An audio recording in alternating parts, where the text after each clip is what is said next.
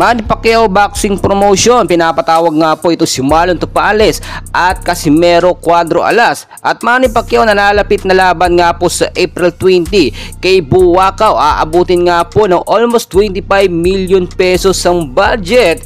And well guys, bago tayo magpatuloy, please don't forget naman po to like and subscribe bilang suporta sa ating YouTube channel.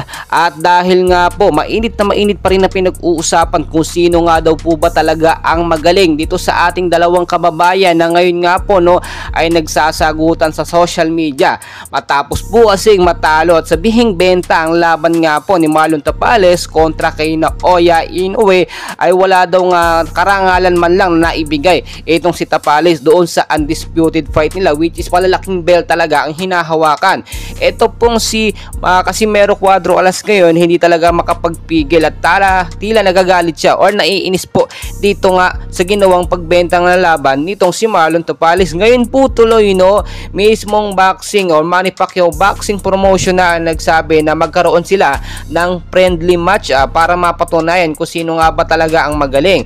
Ito pong friendly matchup na ito, walang magiging benta ito, talagang karangalan at dignidad po ng boksingero ang nakasalalay dito. At kapag ka nakita naman natin kung sino ang dehado, hindi naman po kailangan may man-knockdown or may man-knockout sa laban. Makita lang yung stamina or yung laro o laban po nitong si Marlon Topales kontra dito kay Casimero Cuadro Alas. Dahil nga po kapag natuloy yung laban na ito, kahit friendly match lang, tune fight lang, walang problema, basta magkaroon sila ng laban, mapapatunayan mo at mananahimik ang mga bashers at mga fans at mapapatunayan natin kung sino talaga magaling sa dalawa. Sa kabilang balita naman po, magkakaroon na or malapit na yung magiging exhibition match up nga po between Manny Pacquiao at itong si Buakaw nga po sa April 20. Matagal na po yan in-announce, last year pa po at matutuloy na nga po yan.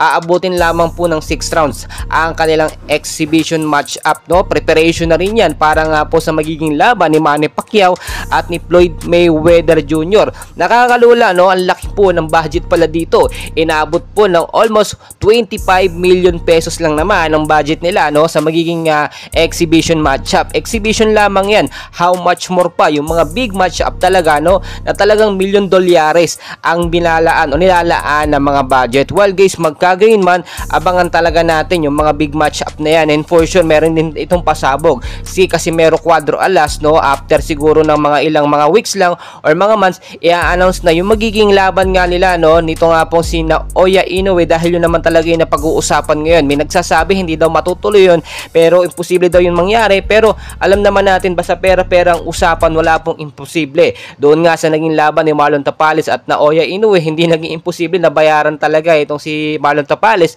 at ibenta yung laban, dahil very obvious naman daw na yung laban nga po nitong si Topales ay talagang hindi pumapalag at puro pasuntok lang. Si Naoya Inoue malinis na malinis sa muka, wala man lang kagalos masyado at katama-tama. Well guys, patuloy ko po kayong i-update and please pakiusap naman po ng isang like at subscribe bilang suporta naman po sa ating boxing channel. Maraming salamat po sa inyo.